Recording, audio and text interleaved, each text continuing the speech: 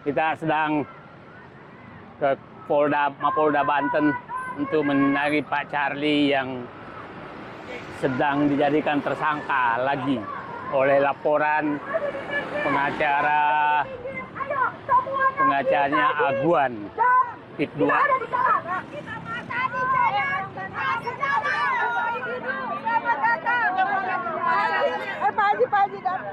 Assalamualaikum warahmatullahi wabarakatuh. Pertama-tama kita ucapkan terima kasih kepada Pak Polisi yang sudah menjaga keamanan atas pemeriksaan saudara kita Pak Charlie Chandra. Hari ini terus terang saya tiap hari bersedih karena sebagian besar masyarakat yang punya tanah yang di wilayah Pantai Indah Kapuk 2 itu nasibnya ada 3 hal yang terjadi. Kalau bukan masuk rumah sakit karena sakit-sakitan, karena diintimidasi, dia kemungkinan masuk penjara karena dikriminalisasi. Bahkan tidak sedikit sudah masuk ke liang lahat, meninggal karena stres.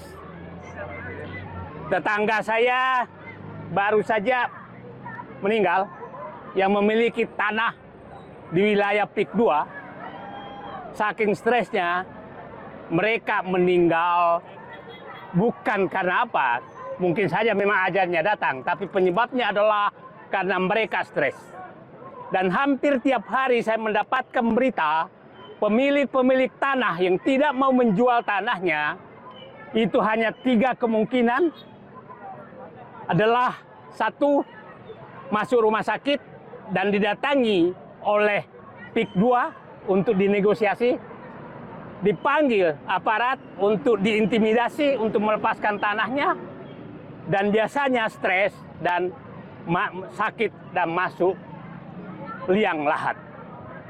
Saya hanya menggugah hati kepada pejabat, kepada aparat, kepada pihak PIK 2. Apakah warga Banten yang memiliki tanah tidak mau menjual tanahnya memang harus menghadapi maut, menghadapi penjara, menghadapi intimidasi? Itu yang saya bisa menghimbau saja, karena hampir seperti hari ini kepala desa Kohot dibebaskan, sementara korban harus dipanggil untuk dijadikan tersangka. Apakah berikutnya akan begitu lagi? Saya hanya berharapkan bahwa inilah intimidasi, kriminalisasi yang selalu terjadi di negeriku, dan mungkin tidak hanya terjadi di Banten, tapi di seluruh Indonesia. Maka saya berharap mari kita gunakan hati nurani kita semua, bahwa hentikanlah kriminalisasi, intimidasi, dan kriminalisasi kepada rakyat Indonesia. Kepada seluruh rakyat Banten, wilayah Banten yang masih memiliki tanah dan tidak mau menjual tanahnya, kita tidak ada pilihan lain kecuali melawan. Tidak ada pilihan lain. Apabila Bapak dan Ibu tidak melawan, mempertahankan tanahnya, maka hanya 3 kemungkinan terjadi. 1, Bapak dan Ibu akan kehilangan tanah, tergusur. 2, kemungkinan akan masuk penjara.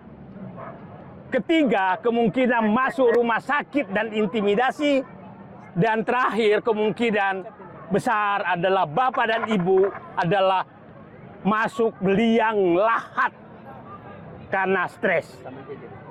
Kepada seluruh pejabat, pengambil keputusan dimanapun, Anda sekarang sudah betul-betul lebih jahat dari penjajah, karena Anda sudah menyiapkan serangkaian jebakan untuk menggusur rakyat Bapak, mendorong rakyat Bapak, memasukkan rakyat Bapak ke penjara.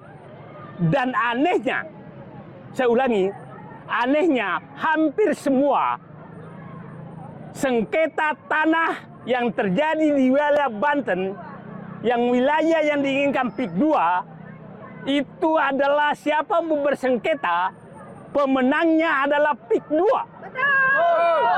Betul. Jadi sangat tidak masuk akal bahwa ini bukan PIK 2 di belakang sengketa-sengketa yang terjadi. Mereka memecah belah antar keluarga, saling melaporkan, padahal yang melaporkan adalah siapa pemenang di antara keluarga itu adalah PIK 2 pemenangnya. Jadi agak aneh kalau ada yang menyatakan bahwa ini adalah murni sengketa, tidak masuk akal. Sengketa ini dibikin oleh PIK 2 merekayasa, dan sangat aneh kalau ada yang menang, kenapa tanah itu menjadi milik PIK 2? Kenapa bukan pemilik pemenang? Kenapa ada sengketa atau bersaudara bersengketa, tapi yang mengajukan sengketa itu di belakangnya adalah PIK 2? Jadi saya ingin menyimpulkan kepada bapak-bapak semua, hentikanlah menggusur rakyat Banten demi PIK 2. Ini dosa besar buat kita semua. Dan saya berharap ada nanti penelitian khusus berapa orang yang memang sengketa tanah, tuduhan pemalsuan surat dan lain-lain yang terjadi di Banten, rekayasanya adalah pengembang PIK 2. Kepada seluruh aparat, mari kita gunakan hati nurani. Dan insya Allah kami berjuang bukan untuk kami bapak-bapak, tapi untuk anak dan keluarga bapak ke depan. Anak cucu kita. Anak cucu bapak dan ibu ke depan. Insya Allah, sekali lagi, kesimpulan saya satu, sengketa tanah yang dihadapi oleh Charlie Chandra, ini adalah puncak gunung es dari berbagai masyarakat yang ketemu saya, bahwa memang mereka kalau tidak mau menjual tanahnya, tunggulah dikriminalisasi atau diintimidasi. Intimidasi dilakukan adalah untuk memaksa mereka menjual tanahnya. Menjual tanahnya, apabila tidak mau menjual tanahnya, maka ujungnya kemungkinan besar adalah di penjara. Dan tidak sedikit sekarang masih banyak sekali dalam penjara. Yang kedua di dalam rumah sakit karena stres. Yang ketiga di dalam liang lahat. Dan terakhir, hampir semua sengketa tanah yang terjadi di wilayah Banten yang melakukan rekayasa adalah Pantai Indah Kapuk 2. Karena setiap bersengketa itu biasanya di belakangnya adalah Pantai Indah Kapuk 2. Dan siapapun menang dari para sengketa itu, tanah tersebut akan jatuh ke Pantai Indah Kapuk 2. Itulah saya pikir saya. Bang, sedikit bang. Ini kan semua kriminalisasi kan pasti melibatkan polisi. Gimana bang? Saya yakin betul, mudah-mudahan Bapak Polisi kembali kepada pengayom rakyat.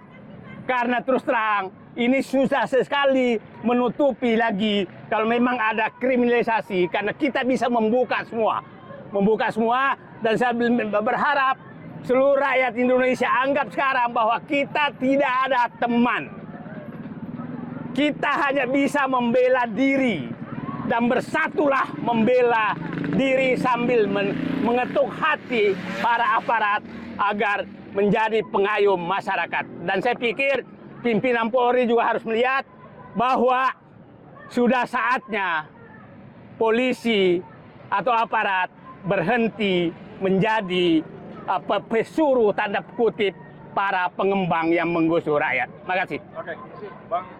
Ya, Bapak Ibu semua, kami mewakili masyarakat.